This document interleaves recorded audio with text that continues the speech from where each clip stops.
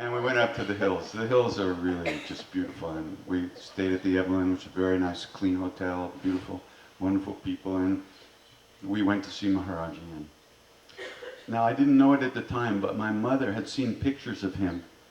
And he looked a little bit like my grandfather, her father. And one of the reasons she came to India was to see if Maharaj-ji had the same nose that my grandfather had. And it turned out he didn't, so she was very disappointed. But before she came, I had written to her and I told her to bring the nicest sweater that she could find, really soft, good sweater. So she brought a beautiful red cashmere turtleneck. And I think he's wearing it in that picture, actually. You can't see, the color's kind of bad in that picture, but he's wearing a red turtleneck, and that's the sweater my mom brought. He immediately put it on, and of course began abusing the Indian devotees. You miserable people come here all the time, and you never bring me anything. Look at this woman. She comes from so far away and brought me this beautiful sweater. You know.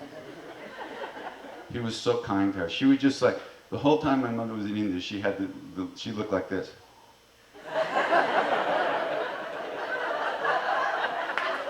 It was great. I had to lead her around by the hand. But it was really good for us to be like that, to be together there. And a couple of things he said, this ring I'm wearing, about a month before she came, I was sitting in front of him, once again feeling pretty bad from the hip. And he looked at me and said, go get a ring made with coral and gold, but the coral has to go through and touch your skin underneath. So we had a thing called the Hanuman Fund, which was the people who had a few rupees would put a few rupees in, and then if you needed some money, you took it.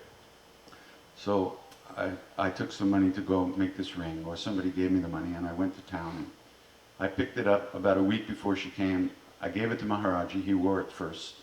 Then I put it on. So my mom came in, was sitting in front of him, and he just looked at me and said, give her the ring.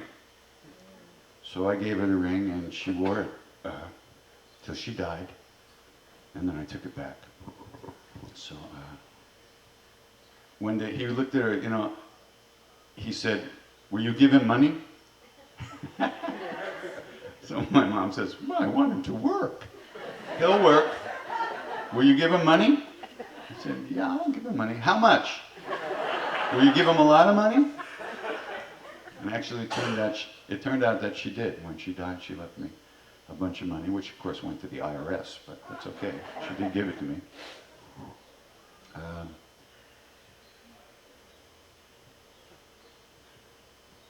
We spent about 10 days in the hills, and then he asked us to go to the plains, and as we were leaving, he gave her a flower, and he told her to put it on Christ's tomb, because she was going to Jerusalem after India.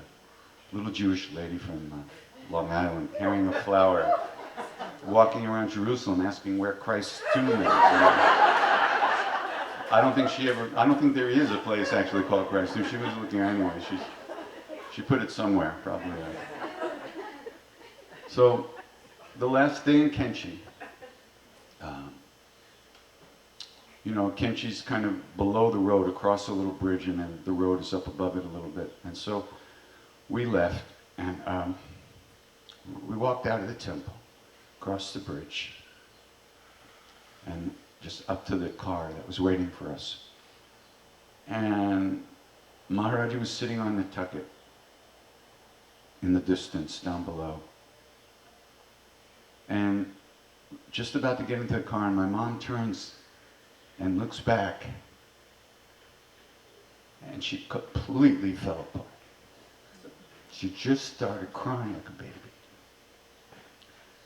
And I helped her get in the car, and we started driving out through the mountains, and she was just weeping like a baby.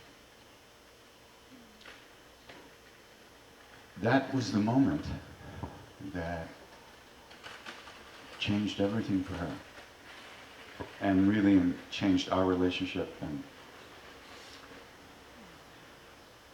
she would lose contact with it. She lost contact with it most of the time, but whenever anybody asked her about her visit to India, all of a sudden she'd get like a little kid, you know, and she'd start talking about all the things and stuff.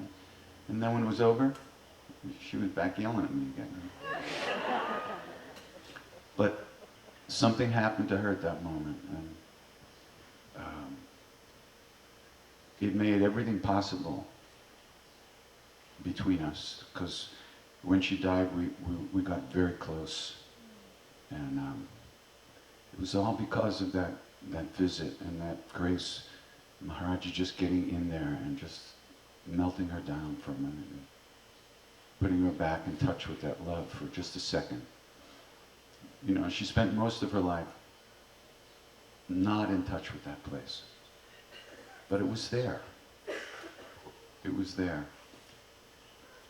And at the end of her life, we both melted into that place together.